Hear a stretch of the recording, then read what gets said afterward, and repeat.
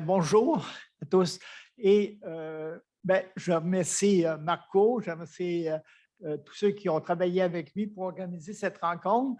Je suis très touché d'être invité aussi parce que c'est un lien avec l'UQAR. J'ai commencé ma carrière à l'UQAR et ça a été inoubliable en ce qui me concerne. Et ça a été aussi fondateur pour mes préoccupations et aussi l'importance de la société civile.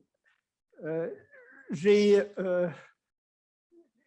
je ne parlerai pas d'Italie, mais je vais dire que quand même que le Québec n'est pas une exception. Donc, c'est une configuration qu'on peut, le modèle québécois comme configuration, on peut le comparer à d'autres et il y a beaucoup d'éléments dans ce qu'Enzo a dit qui conviennent au Québec, mais en même temps, ça met en lumière certaines différences. Je pense entre autres au niveau de l'État. L'État québécois est peut-être centralisé, fort, mais tronqué. Donc, il y a une différence majeure. Dans le plan, je parle des trois générations du modèle québécois, mais qui sont aussi trois générations de configuration du rapport au territoire. Et dans un deuxième temps, je parle de l'évaluation qu'on fait du rapport au territoire sur au moins deux thématiques. Et dans la dernière partie, ça va être très bref, mais je me pose la question, est-ce qu'après avoir parlé de trois générations, est-ce qu'il y a une quatrième génération qui s'en vient ou bien est-ce un autre modèle? Et là, ça sera une première génération d'un autre modèle. On pourra voir si ça a du sens dans la suite de nos discussions. Il faut dire aussi que j'ai un texte, j'ai des diapos qui, comme d'habitude, ceux qui me connaissent sont trop chargés pour que je puisse les lire. Mais disons, comme je dis, mes diapositives ne se lisent pas, mais ils se regardent. Mais disons que je n'ai pas réussi à me corriger à travers rendu à ce moment-ci. Et il est peut-être aussi bizarre de vous dire que ma réflexion est inachevée, même si je suis depuis 20 ans à la retraite et que je viens de passer 2 ans de faire un peu le bilan de mes recherches. Ça veut dire que peut-être que ça demeurera inachevé même à la fin de mes jours. Alors, je vous prie de m'excuser. C'est que,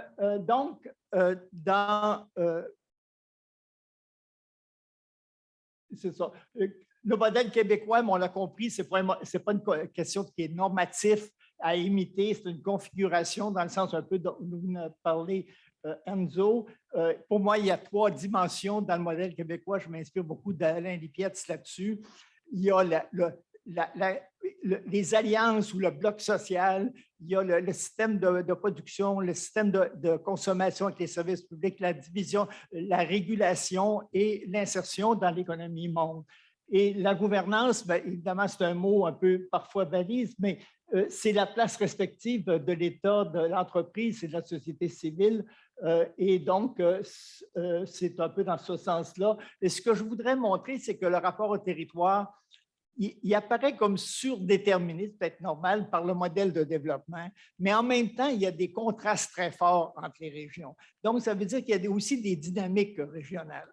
Je ne peux pas aller très loin là-dessus. Et donc, les sources, bien, on dirait que nous sommes à la fin d'une période. Je pense que j'ai identifié 7 livres récents qui font un peu comme le point sur le modèle québécois et sur les régions.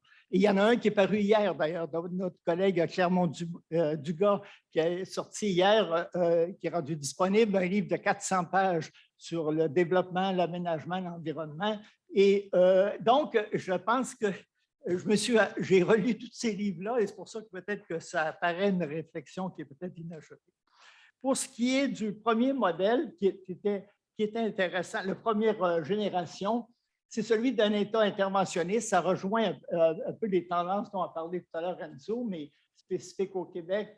Et la concertation des acteurs et les régions administratives qui étaient aussi des régions qui cherchaient à homogénéiser le territoire, même si ça n'est pas produit.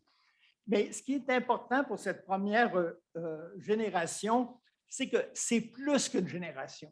Cette première période, c'est le moment fondateur des générations suivantes. Et qu'est-ce qu'on y retrouve? Bien, c'est le fait que c'est un saut qui a été fait. Le Québec avait un retard quand même très grand au niveau de l'État.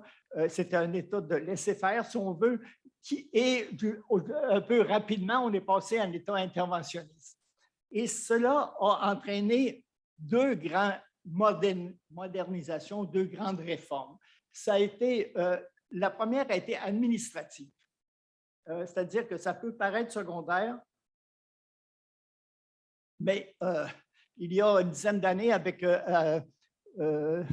mon collègue Louis Côté, j'avais demandé dans une entrevue sur le modèle québécois à Jacques Parizeau, c'est quoi le plus important de la Révolution tranquille?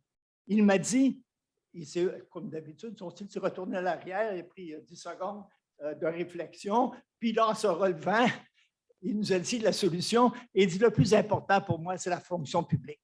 Le Québec n'avait pas une fonction publique compétente. On ne pouvait pas prendre le contrôle, nationaliser, si on veut, l'éducation, la santé, si on n'a pas des fonctionnaires. On ne pouvait pas discuter avec Ottawa parce qu'on n'avait pas les compétences. Donc, c'est la fonction publique. Ça, c'est une réforme administrative importante. Mais il y a plus que ça, il y a aussi la création d'un État-nation qui sera sans doute infranational. Avant cela, le Québec était comme un État d'administration. Il n'y avait pas cette conscience d'être l'État des Québécois. D'ailleurs, les francophones, c'était les Canadiens français. Alors, ces deux éléments-là sont, pour moi, des éléments qui permettent de comprendre les deux autres générations. Ça sera toujours un peu à la racine. Et c'est un peu la matrice d'innovation. Et ça a une incidence sur le territoire, puisque si l'État est indépendant, on aurait des provinces. Ou l'équivalent, parce que province, ça veut dire territoire conquis, mais ça ne serait pas des provinces. Mais disons que c'est un élément interventionniste, comme les transformations étaient majeures, c'est que l'État, le gouvernement, le parti au pouvoir, il n'avait pas été élu pour faire des changements qui étaient aussi majeurs. Il avait besoin d'une autre légitimité. Et donc, c'était à travers la concertation avec les élites, avec les syndicats, le patronat, les forces sociales. Et on le voit dès le début avec le Conseil d'orientation économique, qui ne s'est pas maintenu très longtemps. Et on le voit aussi dans les années 60, il y a eu 27 commissions d'enquête. C'est énorme, ces commissions-là, ça réunissait des experts, des gens du milieu et tout ça. Et certaines ont duré, généralement, 1 an, 2 ans, mais certaines, comme la santé, ça a duré 5 ans. Donc, il y a quelque chose de majeur qui s'est passé. Et ça donnait, c'était l'idée d'une planification incitative. Et donc, cette idée a été abandonnée pour le Québec parce qu'on n'avait pas de données, puis on n'avait pas d'experts. Donc, on ne pouvait pas faire ce que l'Europe faisait, la France ou d'autres. On s'est rabattu sur les régions avec le BAQ, qui a donné une certaine expertise, et on a aussi, on a eu, ça sera plutôt, oh, merci, je monte en garde. Alors, merci. C'est que ça a donné, au fond, l'OPDQ qui va être la planification des régions, mais on n'aura pas fait la planification du Québec. Ça a donné une économie mixte où les entreprises d'État ont été créées souvent pour permettre l'émergence de grandes entreprises québécoises, et ça a donné aussi la planification régionale à l'échelle du Québec. Comme c'est des éléments que vous connaissez, je passe plus loin à la suivante. La deuxième génération est aussi importante. C'est l'État accompagnateur, la concertation et les 3 paliers territoriaux. Il faut voir que c'est un contexte qui était majeur. La récession de 80 était très difficile. Le début de 90 aussi. Il y a un repositionnement des acteurs et il y a un débat sur le libre-échange qui commence en 84, mais qui va donner l'accord avec les États-Unis en 89, l'ALENA quelques années plus tard. Et ça va donner aussi, au cours de cette période, surtout lorsque le Parti québécois est au pouvoir, des sommets nationaux, régionaux aussi sur les libéraux. Et progressivement, on va arriver à une participation qui n'est pas seulement syndicat, patronat, mais qui est pluripartiste, avec communautaire, groupe de femmes et d'autres.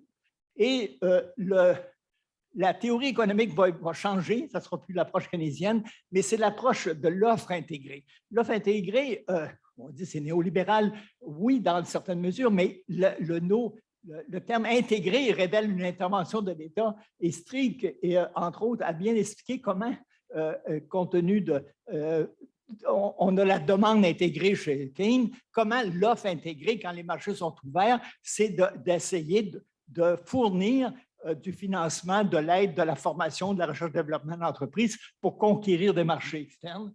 Et donc, il y a quand même un certain interventionnisme qui n'est pas exactement le laisser-faire néolibéral, et ça va donner une économie plurielle où les fonds de travail, les syndicats vont s'impliquer dans l'économie justement pour créer de l'emploi.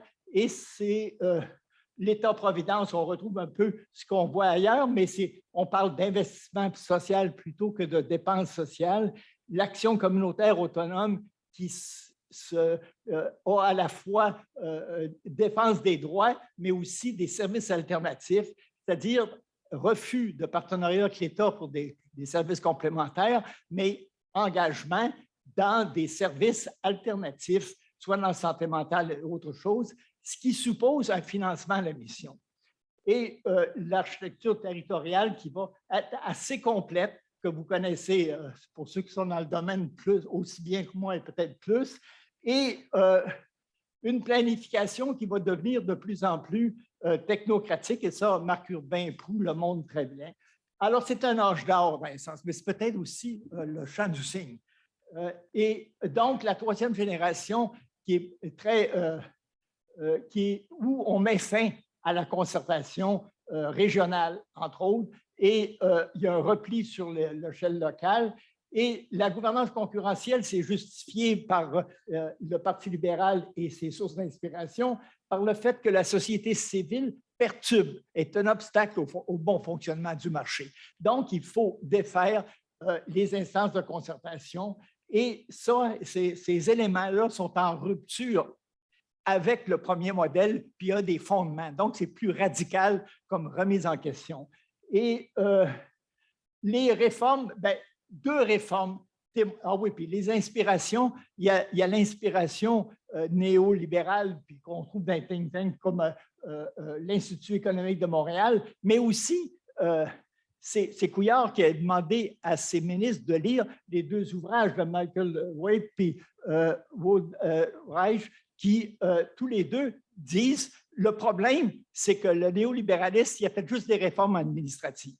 Ce qu'il faut faire maintenant, c'est réformer la démocratie. Réformer la démocratie, c'est la réduire.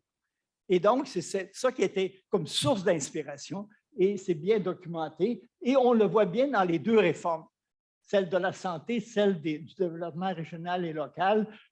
Je passe parce que c'est connu. Moi, ce que ça m'a posé comme question, puis je n'ai pas nécessairement la réponse, mais des éléments, c'est que ces deux réformes qui mettent fin à la concertation n'ont pas soulevé de grandes résistances, il y en a eu, mais ils n'ont pas réussi à arrêter le processus. Alors, il y a eu des fortes mobilisations contre des projets économiques avec les groupes écologiques et le soutien, mais pour ce qui est des instances de concertation, lorsqu'ils ont été abolis, d'abord, le premier temps, c'était de faire disparaître leur financement public, c'est comme, et la réponse, ben, je la donne, on la découvre dans les étapes suivantes, dans l'évaluation. Et il y a eu, en revanche, la société civile toujours active, avec sur des nouveaux principes, comme l'économie circulaire, et aussi l'écosystème s'est renforcé avec des intermédiaires. Ce qui est de l'évaluation, ben, il y a deux. D'abord, les trois périodes, là, on voit l'État change, la société change, société civile, ce n'est pas la même. L'entreprise change également. Le territoire aussi, il n'est pas découpé exactement. Et les deux dimensions pour l'évaluation, généralement, quand je relis, à moins que j'ai sans doute un regard biaisé à ma façon, c'est que quand je relis, j'ai comme l'impression que les évaluations se font sur deux éléments.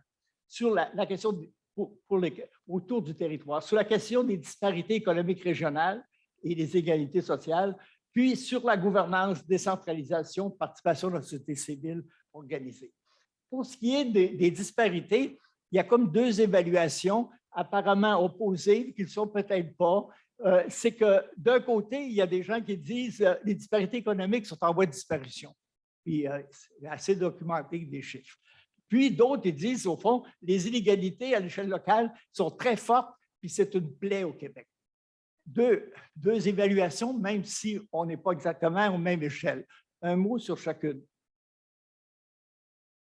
Pour ce qui est de la première évaluation, évidemment, elle se fait sur le Québec par rapport à l'Ontario et aussi par rapport au reste du Canada, c'est qu'il y a un accord que le Québec est sorti d'une trappe de la pauvreté, dans laquelle tout ce qu'on fait nous recule. Je n'aimerais pas des pays où ça se passe, mais ça existe encore des cas où on fait beaucoup d'efforts, mais ça n'améliore pas. Alors ici, c'est qu'on est sorti de la trappe de pauvreté dans le sens que les francophones avaient les revenus les plus bas parmi 7 ou 8 catégories sociales. Et aujourd'hui, ils sont revenus à la hauteur des anglophones bilingues au Canada, au Québec.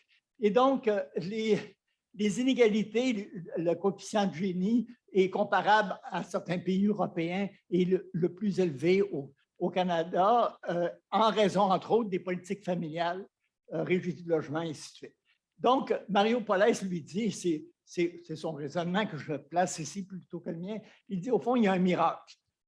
Disons qu'en sciences sociales, ce n'est pas très bien de faire appel au miracle, mais s'il veut dire quelque chose, c'est que ce qu'il veut dire, c'est que ce qui s'est passé au Québec, c'est-à-dire où la majorité prend la place de la minorité dominante après presque 2 siècles ou 3, c'est que c'est quelque chose qu'on peut identifier ailleurs, mais que cela se passe sans grande violence, sans guerre, et je n'ai pas tellement d'autres cas d'un tel renversement en l'espace de 15 ans. Et donc, pour lui, ça lui apparaît une conjonction. Évidemment, ce n'est pas un miracle parce qu'on peut l'expliquer.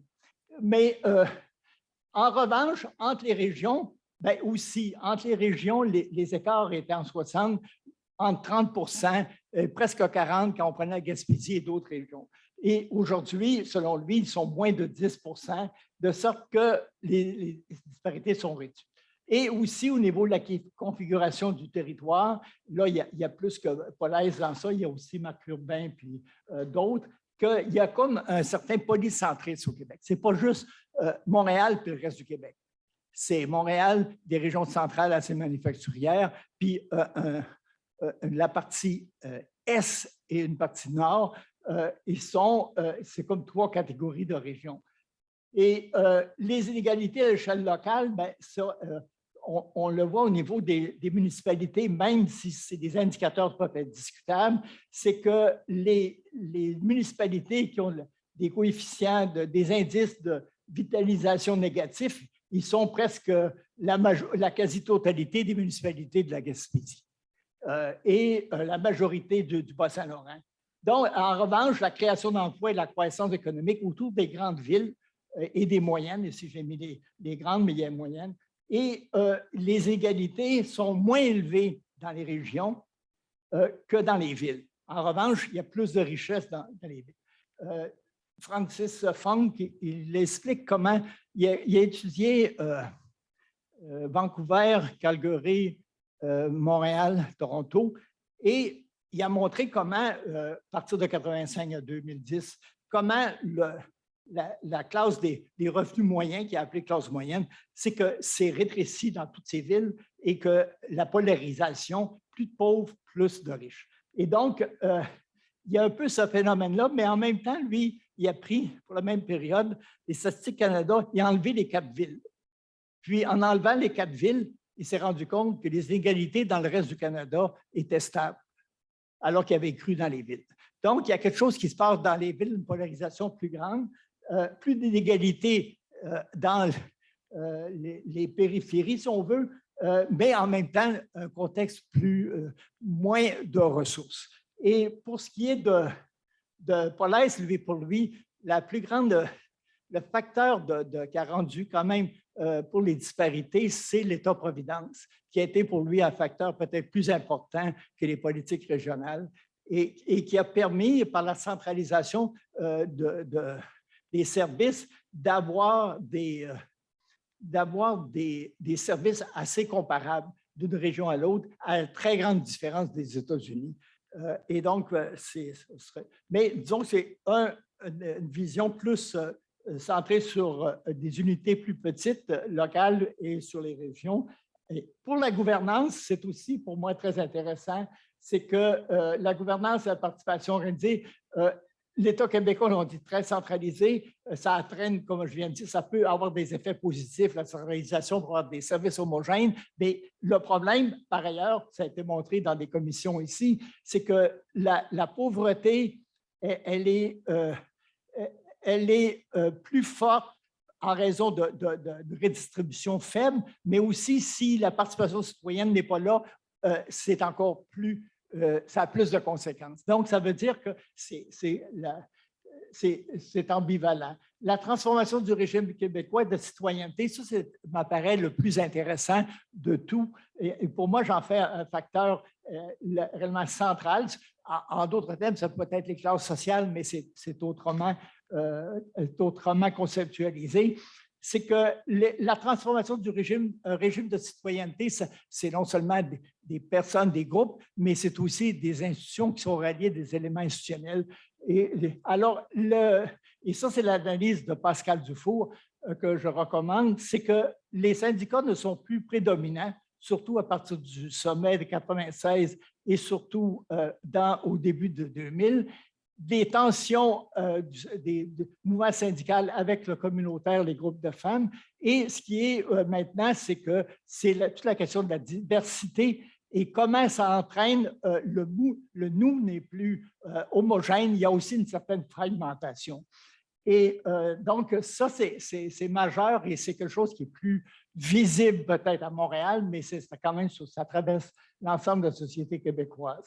Les relations de l'État communautaire, on voit aussi des logiques d'action et de prise de décision différentes, avec une approche plus managériale et des approches qui visent à améliorer les capacités d'action du communautaire, comme l'écrit Juan Luis Klein dans son papier récent. Et donc, puis la planification qui s'est fait un renversement procédural.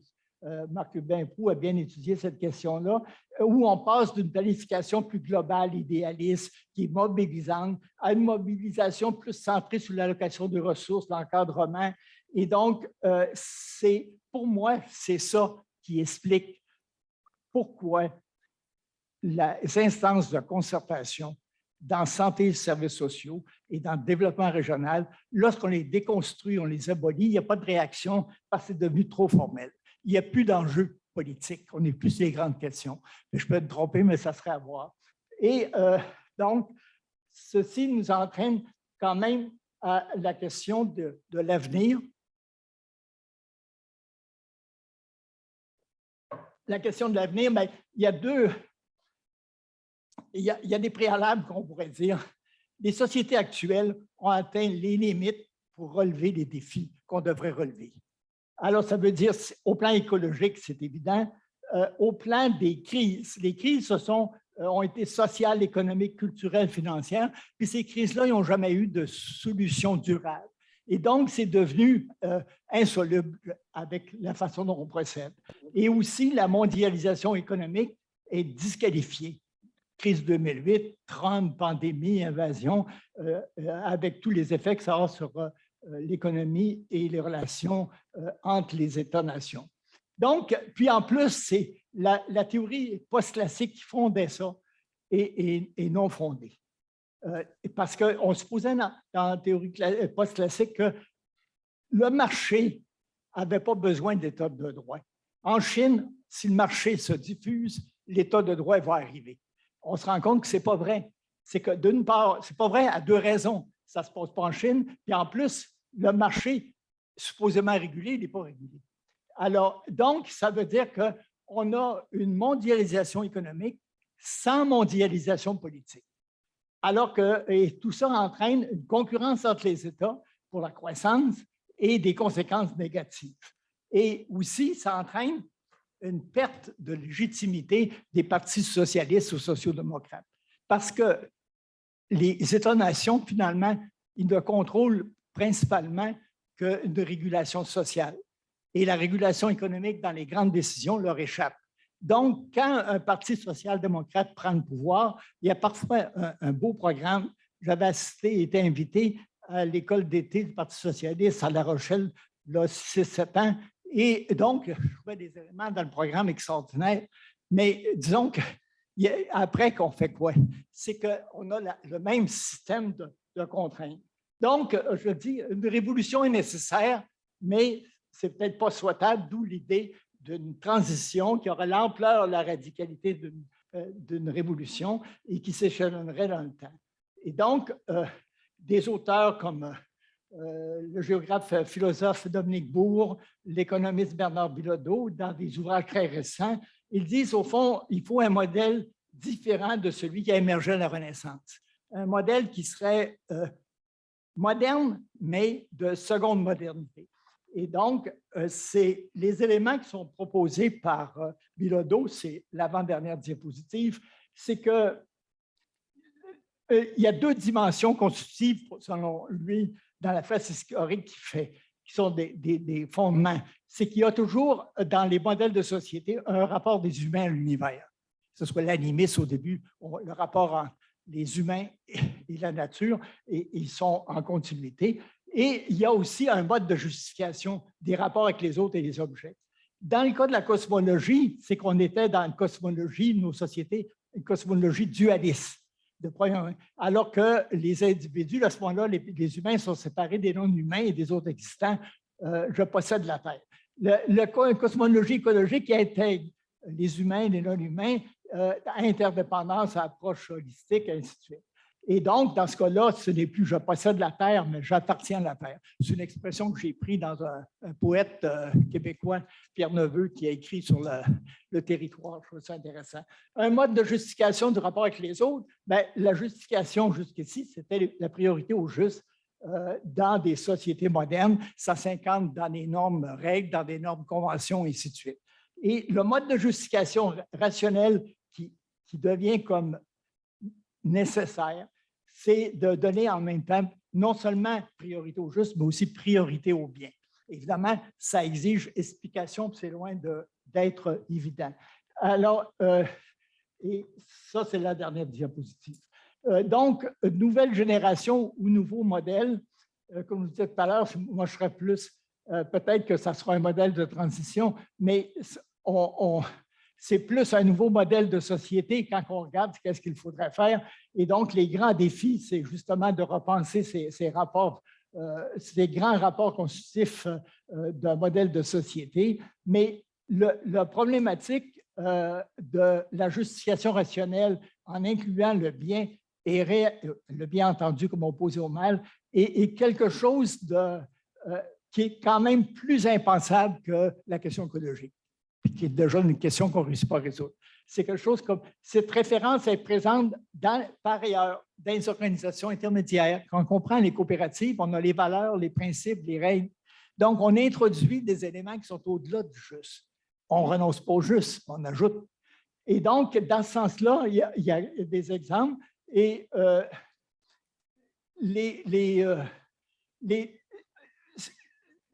c'est certain que le retour à la religion, c'est ce qui permettait dans le passé d'introduire le bien, mais c'est sortir de la modernité, c'est d'aller dans le passé, c'était référence à la transcendance, donc ça échappe au social. Ça veut dire que pour ça, il faudrait sans doute, comme certains le font maintenant dans des organisations, d'avoir des délibérations sur les valeurs. Et d'avoir, puis ça suppose un élargissement, l'approfondissement de la démocratie, ça suppose aussi des mécanismes institutionnels appropriés, puis il y a une menace, il y a bien des dictatures qui vont au-delà de la justice parce qu'il y a une conception du bien. Alors, où est-ce que ça nous mène? C'est ça. Donc, en même temps, c'est qu'on peut voir qu'il y a trois niveaux pour moi, de transformation, ce que surtout présent chez les écologistes, on mentionne ces trois niveaux. Et ces trois niveaux qui sont en interaction et en coévolution, c'est d'abord les paradigmes socio-techniques. En gros, il y a les visions valeurs, mais aussi quels sont les problèmes qu'on entrevoit, que ce paradigme-là sélectionne et quelles sont les solutions. Et ça peut évoluer. Et évidemment, c'est macro. il y a les régimes socio-techniques dominants d'activité. Qu'on pense l'automobile, qu'on pense l'alimentation. C'est des systèmes où il y a des auteurs, il y a des acteurs, des entreprises, des lois. En fait, c'est des systèmes qui sont verrouillés. On peut pas, et c'est exceptionnel qu'on peut, par exemple, faire comme dans l'automobile, introduire un autre type de propulsion. Et alors, il y a aussi, comme c'est verrouillé, c'est les niches d'expérimentation, que ce soit on peut prendre des brasseries artisanales, on peut prendre d'autres choses, mais aussi, comme on disait autrefois, penser globalement, agir localement. Et ce qui est intéressant, c'est que dans les expériments, ces niveaux-là sont en interaction. Il y a des éléments du paysage qui inspirent des niches. Il y a des niches qui servent d'exemple au paradigme. Ensuite, il y a des expérimentations, que ce soit l'alimentation saine ou dans la bière, qui influencent les régimes. Donc, tout ça est en interaction. Et dans cette mouvance et dans les expérimentations, on trouve justement des rapports différents au territoire et des rapports différents à l'univers et aussi des éléments qui vont au-delà de la seule justice, qui incluent des éléments qu'on considère comme mieux et relevant du bien. Alors, si c'est le cas, ça veut dire qu'il y a des éléments qui peuvent inspirer une génération, une quatrième génération du modèle québécois. Mais si on veut penser l'avenir aussi, il faut que cette transition prenne en considération la possibilité d'un autre modèle de société. Merci.